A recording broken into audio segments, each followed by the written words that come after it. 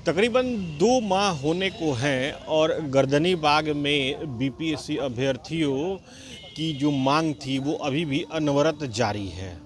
गर्दनीबाग धरना स्थल पर जो अभ्यर्थी बैठे थे वो आज भी यहाँ बैठे हैं। प्रायोजक हैं cancer healer centre a new beginning. उम्मीद उनकी केवल एक ही है कि बीपीएससी का री एग्ज़ाम हो। मैं अभी गर्दनीबाग धरना स्थल पे हूँ। हमारे साथ कुछ अभ्यर्थी हैं, मैं उनसे बात करूंगा कि 2 महीने होने को हैं, क्या उम्मीद है? 2 महीने होने जा रहे हैं, क्या उम्मीद है? कुछ दिन पहले आप एक देखे होंगे संघर्ष किसान आंदोलन जो 13 महीना तक चली थी। सरकार उसमें बिल पास भी कर दिए थे, लेकिन आंदोलन जायज़ था।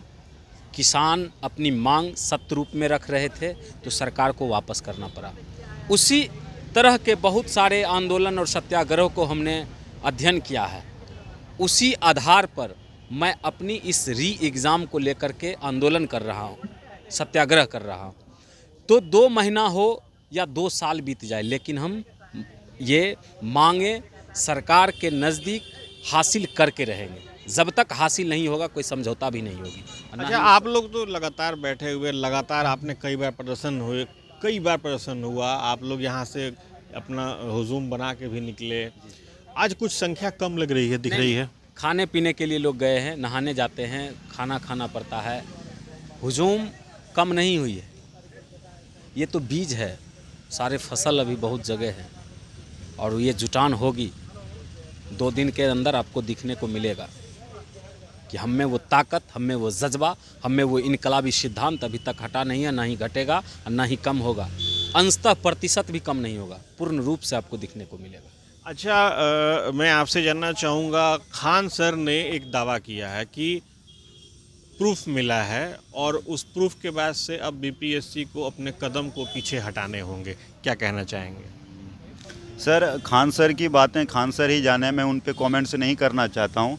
जहाँ तक मैं अपनी बात बता सकता हूँ कि ये उसी दिन डिसाइड हो गया था जिस दिन उन्होंने बीपीएससी ने खुद से ये कहा कि दोबारा एग्ज़ाम होगी। कौन सी एग्ज़ाम? वो जिनका कैंसल वाला एग्ज़ाम फिर से रिकंडक्ट करवाया। उस दिन समानता का अधिकार का हनन हो गया और उसी दिन 500% लोग हो गया कि अब री एग्ज़ाम होनी है और होनी ही है। और इस पर कविता सुनाते हैं आपको सर, है ना। ज्योतिर्धर कवि में ज्वलित सौरमंडल का, मेरा शिखंड अरुणा किरीट टनल का, हो उठा दीप्त धरती का कोना कोना, जिसको मैंने छू दिया हुआ वो सोना। मैं विभा पुत्र, जागरण गान है मेरा, जग को अक्षय आलोक दान है मेरा। जो आलोक होता है, जो नेत्र होता है, जो रोशनी होती है, वो तो ज्ञान ही है। उसके साथ ही ऐसा खिलवाड़ करेंगे तो हम लोग के मतलब कि बिना पेट्रोल डाले हुए लग रहा है कि पेट्रोल डाल दिया, बस पेट्रोल डालना ही बाकी रह गया है। अंदर से पूरा जल चुके हैं, ख़त्म हो चुके हैं, राख हुए, खाक हुए। दुनिया मेरी जलती रही, हम देखते रहे। यह तो भावना है सर हमारी। पूछिए और कुछ इंटरेस्टिंग। नहीं, आपने अपनी भावनाओं को बहुत ही अच्छे शब्दों के माध्यम से व्यक्त किया है। मैं बस यही पूछना चाहता हूं कि जो आप लोग लगातार यहाँ पे डटे हुए हैं, अपनी बातों को रख रहे हैं, बीपीएससी री एग्जामिनेशन की बात आ रही है, इसका कुछ तो हल निकलना चाहिए। आप लोगों के मन में क्या है? हल निकलना चाहिए, कितनी जल्दी निकलना चाहिए? क्योंकि वक्त बहुत तेज़ी से गुजर रहा है। सर, जितना यहाँ पे लेट हो रहा है उतना हम लोगों को नुकसान हो रहा है मेंस लिखने के लिए, क्योंकि आईएएस के एग्ज़ाम में ना 1-1 मिनट का मोल होता है ना सर।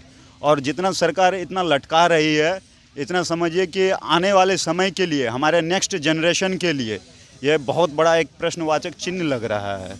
इसीलिए सरकार से हम रिक्वेस्ट करते हैं, है ना, कि कृपया फेयर एग्ज़ाम लीजिए साहब, री एग्ज़ाम लीजिए साहब, और हमें अपना जो मांग है, न्याय है, सोशल, पॉलिटिकल, इकोनॉमिकल, एजुकेशनल, वो पूरा कीजिए साहब please.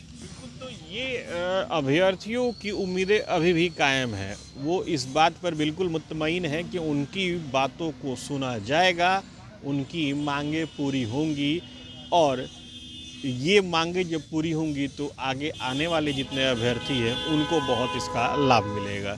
Sujit Kumar, TV9 digital, Patna. प्रायोजक हैं cancer healer centre a new beginning.